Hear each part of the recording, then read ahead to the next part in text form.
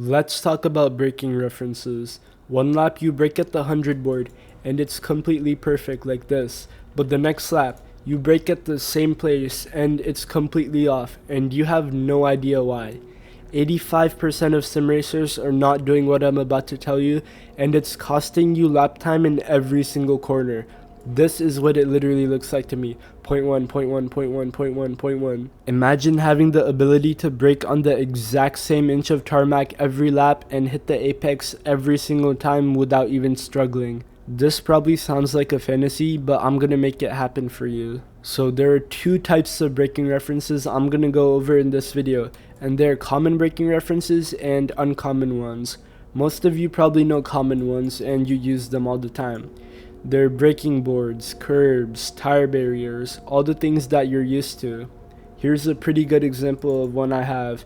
This is Rivage at Spa in the F4, and as soon as my front left tire aligns or is side by side with this red curb, I hit the brakes. Look at this example. Common references can be really good, but they have one major flaw, and I'm gonna show it to you with a relatable example. Let's say we're braking into turn 1 at Spa. Let's imagine that in this scenario, the optimal braking area to get the fastest possible lap time is 75 meters away from the corner.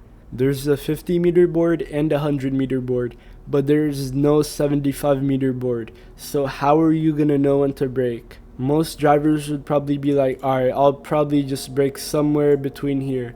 And this is why you're inconsistent. You're not using an actual reference. You're just guessing every lap. And what's probably gonna happen is this.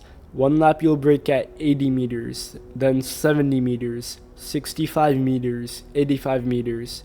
You're never actually gonna brake on 75. And 99% of you guys didn't realize this, and it only clicked until I said it out loud. So how can we fix this? We can fix it with uncommon braking references. Uncommon braking references are just things that you would never think to brake against. With uncommon braking references, you have to be really creative. For example, you can brake when grandstands go off your screen, when a Marshall post goes off your screen, when the sponsor board hits your windscreen. Pretty much anything that you can use. It could be a flag somewhere in the background. You have to be creative when it comes to these types of references. There are literally endless possibilities to uncommon braking references, and you have no excuse to not have one. Here is an actual example from the source I was talking about earlier. 100 meter board, 50 meter board, no 75 board. What I do is that when this orange fence goes off of my screen, I start braking. It is kind of cheating because it's like kind of a 75 board, but most drivers would not think to use this. You can see I started braking. Now, let's go to the Nürburgring. Here is another example. As soon as my windscreen wiper aligns with this little signal here, I don't know if you can see it that well, I start braking.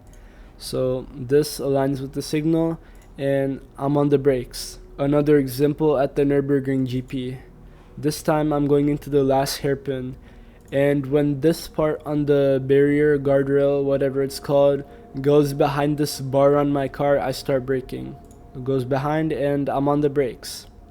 Uncommon braking references are literally a life hack when it comes to racing, but here are a few mistakes that I see drivers making when they're using uncommon braking references. The first one being that your eyes are locked on the braking reference. For example, let's say we're right here, we're about to brake when this goes off screen, but we're just staring at this. We're not looking anywhere here. Our vision is just focused entirely on this part, and it's costing you a crap ton of lap time. Usually in actual real life driving on the roads, people say you drive into whatever you're looking at, and since you're sim racing trying to get faster, you're probably not gonna drive into it. You're not that bad at driving, but you're ignoring a lot of different things that could help you get lap time. For example, you could be ignoring elevation change. You could be in the wrong gear and not even realize it. You could not be trail braking and you don't even notice it because you're staring at the braking reference. Staring at the braking reference is just stupid. Use your peripheral vision to see when to brake. Alright, the next mistake is just braking inconsistently. You might be braking at the exact same spot every single lap, but every time you're braking, it's off. Let's say you brake 80%, and then the next lap you brake 78%, then 85%, then 90%, and then you brake 80%, but you build it up so slowly you lose lap time. You literally want to just be able to copy paste this and be able to do it every single lap. That is how you actually become fast at racing. If you're interested in learning how to do this, I have a whole video dedicated on how to become consistent at iRacing, and it is on screen right now. Also subscribe if you want.